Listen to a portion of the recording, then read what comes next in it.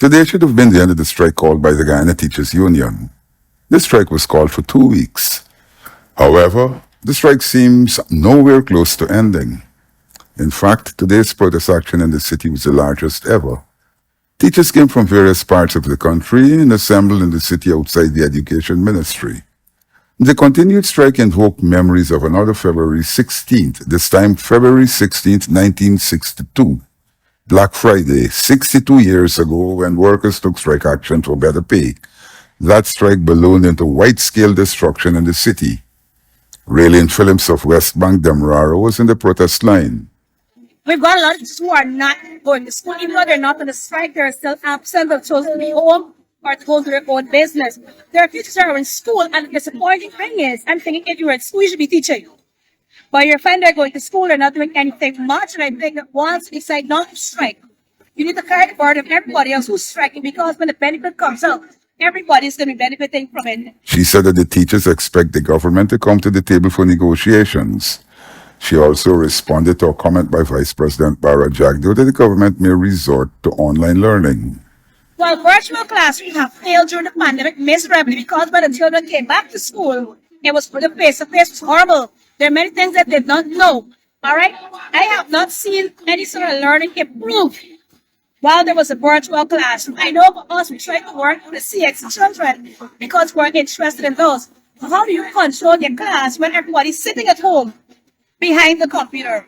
So it was obviously a failure then, and it's not going to get better now, because if children have to go to school now and they're not going to school, all right?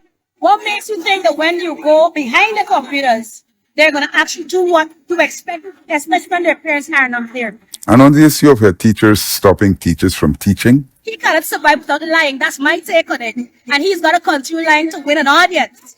But I don't see any HM stopping them from going to school.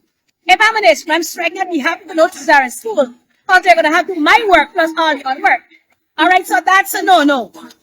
The other thing that hurt me about this whole striking issue, when the Minister of Education would say that the teachers got grants, and she believes chalk and pencil and cardboard don't cost so much money, and teachers are pocketing the money. You mean you call us thieves?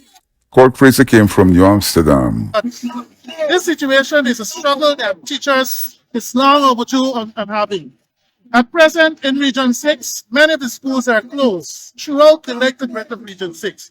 And we're down here to register our disappointment with the Ministry of Education not meeting our union. Parents and members of the Parent Teacher Association from New Amsterdam were also outside the Education Ministry.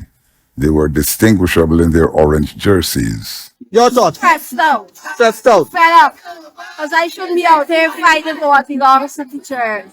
We cannot survive on 6.5. And the strike by the teachers could affect children's MASH. Tell the parents, tomorrow let them boycott MASH, children MASH. Teachers' issues must be heard. Teachers' issues must be heard. Boycott children MASH, boycott MASH. Let me stay home. Let me watch something on the television. Get the open line! Get the open line!